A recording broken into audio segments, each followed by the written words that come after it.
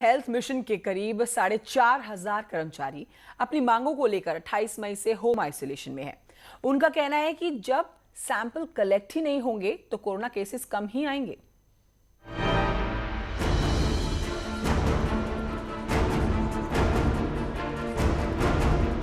उत्तराखंड में बीते 4 दिनों में कोरोना केस कम हुए हैं, लेकिन इसके पीछे की असल वजह क्या है? उत्तराखंड में नेशनल हेल्थ मिशन के संविदा कर्मचारी 28 मई से अपनी मांगों को लेकर होम आइसोलेशन में हैं।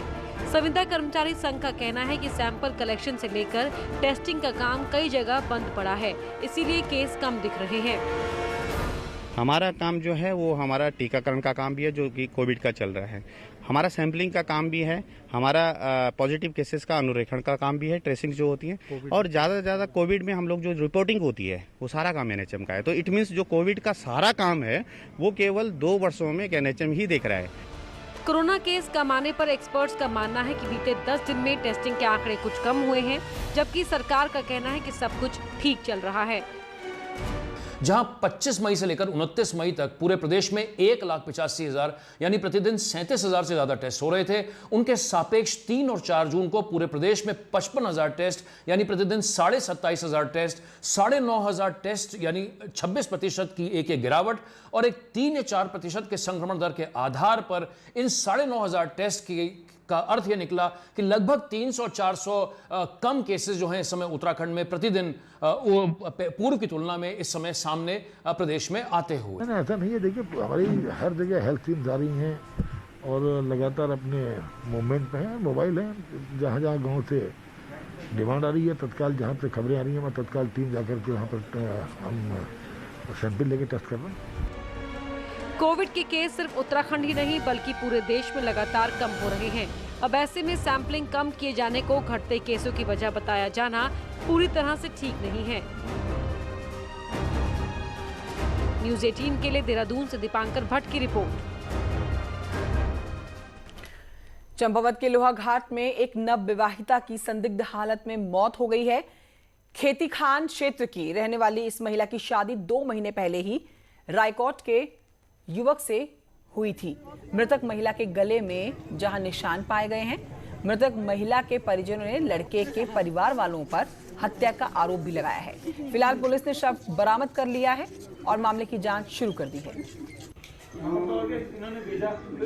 हमें शक लग रहा है कि मतलब उन्हीं लोगों ने ये काम किया है, लेकिन उसे ने दर्द, उसे बुखार जुकाम कुछ भी उसके लक्षण नहीं थे उस पर।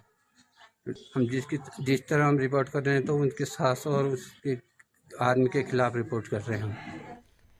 देहरादून में वन विभाग की टीम ने रिस्पना के पास एक घर में दुर्लभ येलो मॉनिटर लेजर्ड को रेस्क्यू किया है।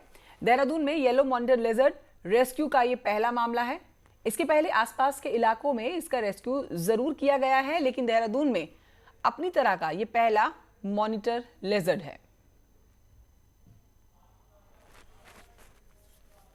अब बढ़ते हैं आगे, सिविल अस्पताल रुड़की की तरफ रुख करते हैं, जहां से खबर है कि धीरे धीरे हाईटेक होता जा रहा है। यहां पर 30 लाख की सीएलटी मशीन लगाई गई हैं, जिससे मरीजों को ब्लड जांच के लिए ज्यादा लंबा इंतजार नहीं करना पड़ेगा। इस हाईटेक मशीन से ब्लड से संबंधित कोई भी जांच घंटे भर में उसकी रिपोर्ट मिल जाएगी। ब्लड बैंक में एक मशीन आई है जिसे सीएलटी बोलते हैं। इसके द्वारा हमारे ब्लड बैंक में 4 जो मेन टेस्ट लगाए जाते हैं। जब हम कोई ब्लड लेते हैं किसी से उसको चेक करते हैं, उसमें हमें 4 टेस्ट लगाए जाते हैं, जिसमें हम जिस विधि से लगाते थे उसमें हमें 3 से 4 घंटे का समय लगता था। इस मशीन के आने के बाद 1 घंटे से कम समय में वो टेस्ट लग जाएंगे, जिससे हम पेशेंट को ब्लड समय पे दे पाएंगे। इस मशीन के आने के बाद हमारा जो टाइम टेकन पीरियड जो टेस्टिंग का था वो 1 घंटे से भी कम समय का रह जाएगा। एसएसबी के आईजी संजय कुमार ने चंपावत जिले के इंडो नेपाल बॉर्डर से लगे हुए पंचेश्वर, धर्माघाट, लोहाघाट क्षेत्र का दौरा किया। इस मौके पर उन्होंने इंडो नेपाल बॉर्डर पर नो मैंस लैंड पर किए जा रहे अतिक्रमण को लेकर कहा कि नो मैंस लैंड पर दोनों देशों का सीमांकन सर्वे शुरू हो रहा है। इसके तहत भारत और नेपाल के बीच में विवाद अब खत्म हो जाएगा। जहां तक डिस्प्यूट की बात चलती है, अभी तक हमारे पास कोई मेजर डिस्प्यूट कुछ भी नहीं है। छोटे मोटे कहीं कहीं डिस्प्यूट जो आते हैं वो बेसिकली अब उसको सॉर्ट आउट करने का समय आ गया है कि हमने साइंटिफिक डेटा कलेक्ट कर लिया है। नेपाल सरकार के जो सर्वे हैं, सर्वे के मेन सर्वेयर जनरल हैं और भारत सरकार के जो सर्वे ऑफ इंडिया के अधिकारी हैं, उन लोगों ने बैठ करके जीपीएस कोऑर्डिनेट्स पूरा डिटेल कर लिया है और फाइनली बॉर्डर पिलर लगाने का काम शुरू हो गया है। शहरी विकास मंत्री बंशीधर भगत ने टिहरी में बीजेपी जिलाध्यक्ष के घर जाकर उनके माता पिता के निधन पर शोक संवेदना व्यक्त की है। बीजेपी दफ्तर में कार्यकर्ताओं के साथ बैठक भी की।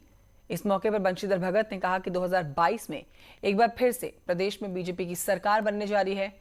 साथ ही उन्होंने कर्मचारियों से घर घर केंद्र और राज्य की योजनाओं तक पहुंचाने की नसीहत उनको दी। सरकार वही है, सीएम बदलने से कोई फर्क नहीं पड़ता और कार्यकर्ता वही है।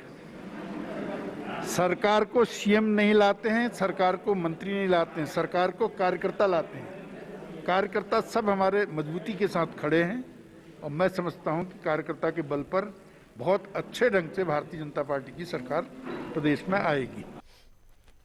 एक बहुत